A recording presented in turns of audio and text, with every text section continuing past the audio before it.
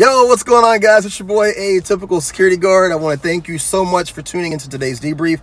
Today is field trip day. That's right. We are going to Salem, Oregon to meet with the man himself, Mr. Dave Hagen. Dave is a current UFC referee and judge. He's also a former military combatives instructor. He is a Brazilian Jiu Jitsu brown belt, I believe. And we're going to go to the Combat Sports Performance Center in Salem, and we're going to talk to him about the importance of self-defense, gun retention training, verbal Jiu Jitsu, and basically all of the things that I come on here and talk to you guys about, and all of the things that I'm super excited to be learning and be bringing to you as we build this community. So guys, today it's not about me, it's all about Mr. Dave Hagen. Let's get right into it. All right, so I'm sitting here with the man, Dave Hagen. Dave, just introduce yourself, kind of give everybody a brief background of who you are, what you do, and why we're here. Name's Dave Hagen. I was asked to give an interview for the Security Guard channel. The Security Guard channel, and to really talk about some of the needs that are out there that we have to take personally. Some of my background that leads me to believe that we need these additional trainings and additional requirements in our life. I've got 32 years military, multiple deployments, one full spectrum operations, and I was a level 4 combatives instructor for the military, trained probably 2,000 soldiers, certified them in combatives, and fought, I think, 5 times in the Army combatives national tournament. And I'm a former professional Muay Thai fighter and fairly unsuccessful MMA fighter because I didn't have enough ground. Now I feel like I have enough ground. I'm a brown belt in Jiu Jitsu and 39 years going with Muay Thai. Now, you're being extremely close guard here about some of the things that you've done. You are also a referee with the UFC, correct? Yes. And you have trained with and among some of the biggest names in martial arts. So here in Oregon, who are some of the teammates that you've worked with and been a part of? I coached Randy Couture for about 4 years, 4.5. Nate Corey, Evan Tanner, Chris Lieben, Ed Herman, Ryan the Lion, Matt Horwich, a little bit with Dan Henderson. So those are some of the guys I coached. Some of the biggest names in MMA by far. So a lot of people here that are watching this don't get the idea of how imposing of a man you are. You're a big guy, and that's one of the things that in first meeting you, I noticed right off the bat. So how tall are you? 6'3". 6'3", and what do you come in at? Depends on whether I'm doing COVID or not COVID. Pre-COVID, about 250. What was your COVID weight? Oh God, 278. Yeah, we all put on a little extra weight with COVID. I'm trying to lose it. Oh, bad. Yeah. So one of the reasons why I wanted to talk to you, you are currently working part-time in the security industry, but you've been around it with executive protection and with security in general.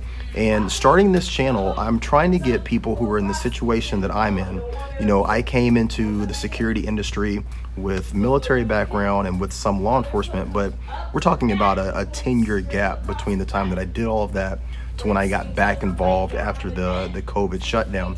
So with guards who are either transitioning back into the security field, or for a lot of people that watch this channel and they're very new to this, one of the things that I want to do is make sure that we impart to them how important self-defense, defensive tactics, but even more importantly than that, just that verbal judo and that self-awareness to be able to de-escalate things, how important that is to our community here.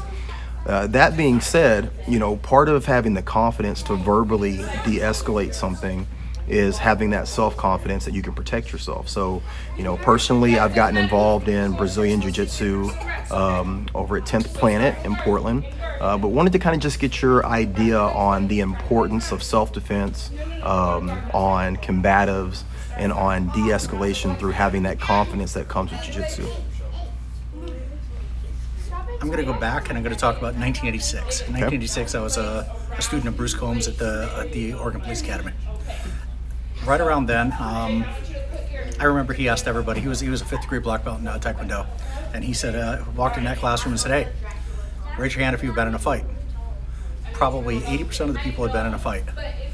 I went through the academy about 4 years ago as a police officer, and we had 44 potential officers. Out of those 44, that same question was asked.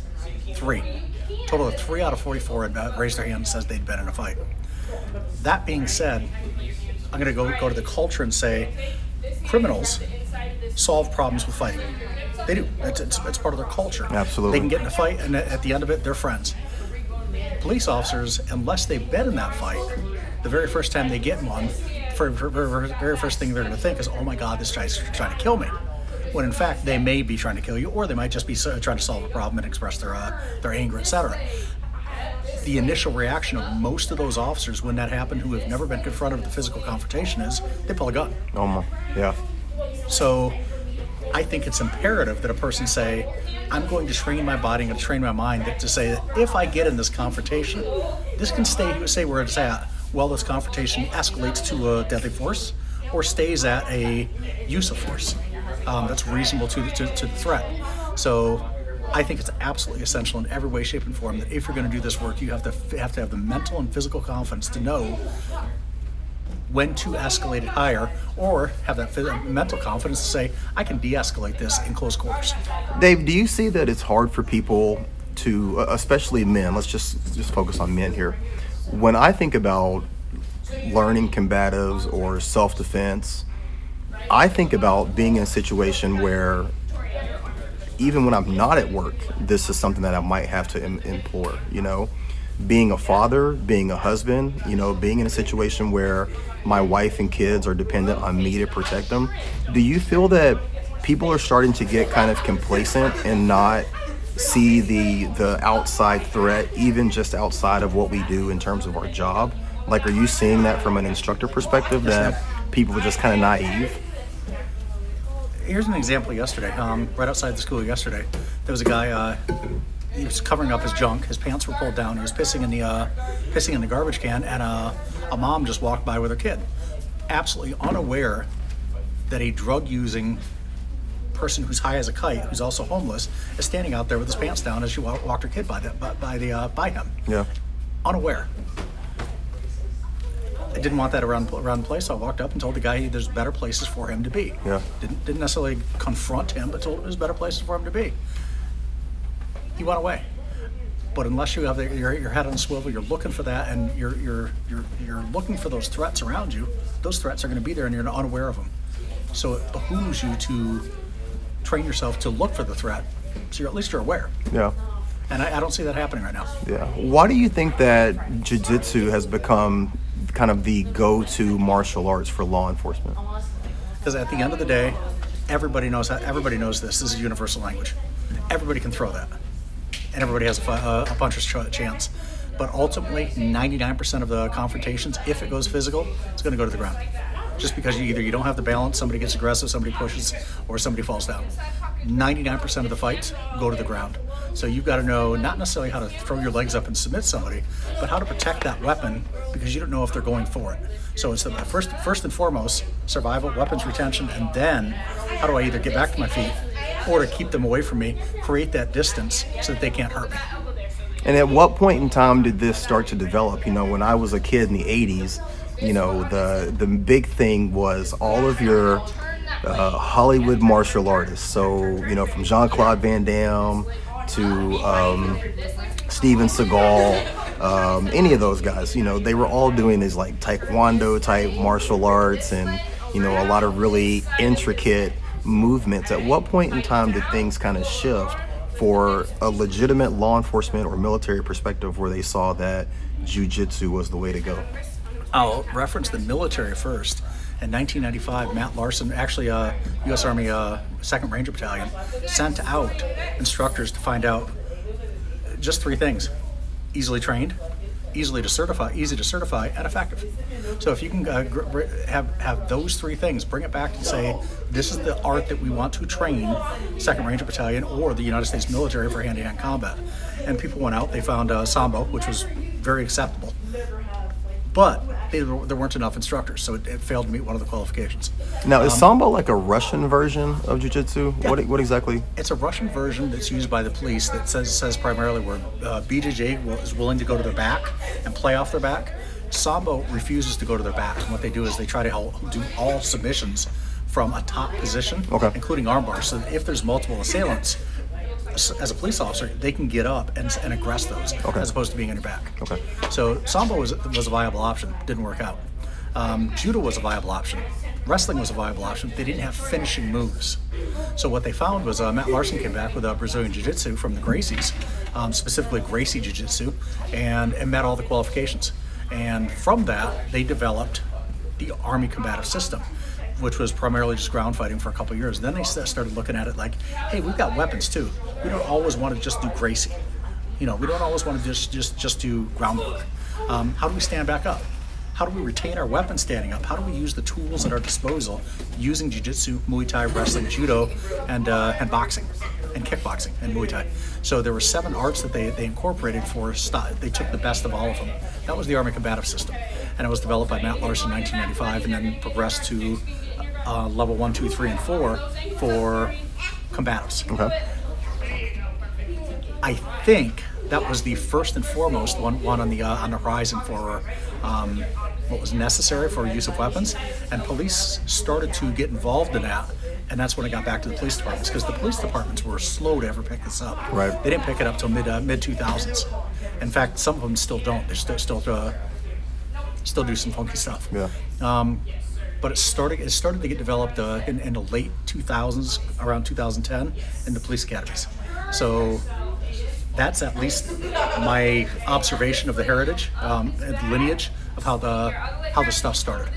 One of the things that I've noticed in my recent foray into all this is that, I initially wanted to find an instructor and pay them to teach me 3 moves.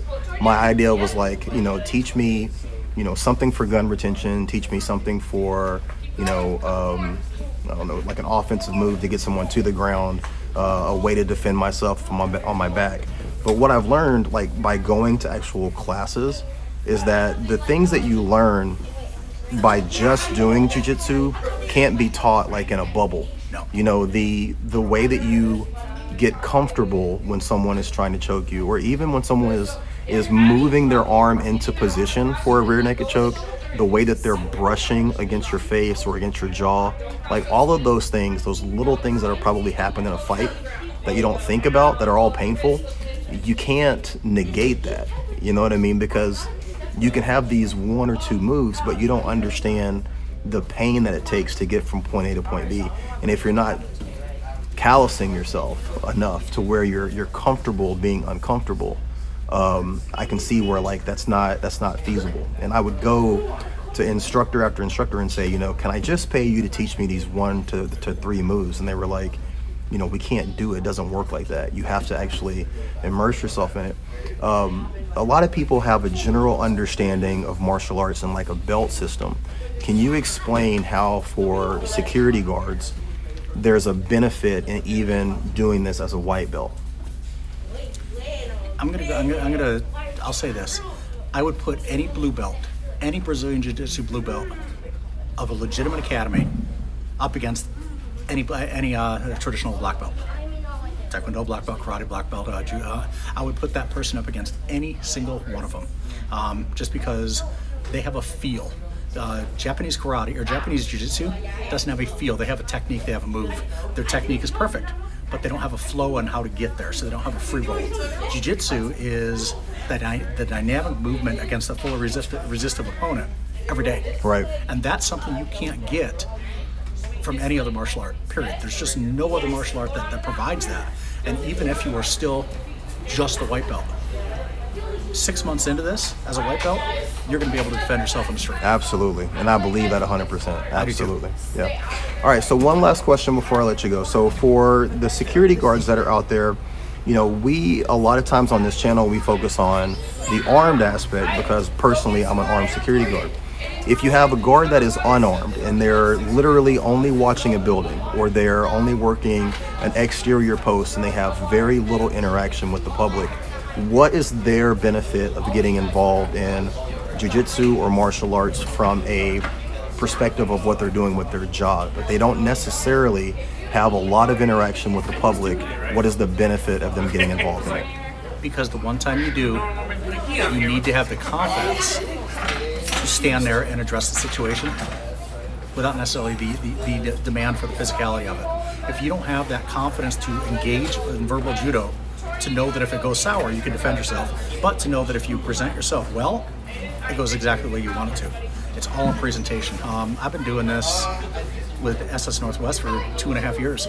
I've not had a physical altercation with them like some of our officers do weekly. Absolutely. Yeah, I am not one of those officers, but yes, that is true. That is true. I read those things and I'm thinking, God, what am I doing wrong? And Absolutely. then I realize, no, what am I doing right? Absolutely. Because I'm doing the same damn job without that altercation, because it's verbal judo, presentation, and I'm willing to go address the situation without pulling my mace or pulling my taser. Do you think that there's something to be said for, you know, you're talking about having a level of confidence, and I'm in no way am I saying that anybody that in no way am I saying that anyone that finds themselves in situations where they feel like they have to defend themselves at work, that they're not confident, but do you think that there's a level of internal confidence that people can display, that they don't feel the need to try and have to prove it? Yes. Yeah. And it doesn't come down to the puffing and chefs. It comes down to, I think the criminals who fight on a regular basis know that this is a lion they don't want to mess with, or this is a sheep they want to chew up. Absolutely. And you know, it's an instinct. And instinct is prevalent with these guys because they're living on the streets. Absolutely. They know who they should play with and who they shouldn't. So that conversation goes a lot easier and a lot more fluid if you present as a lion with no teeth. Absolutely. All right, Dave Hagen, thank you so much. Thanks, sir. Appreciate it.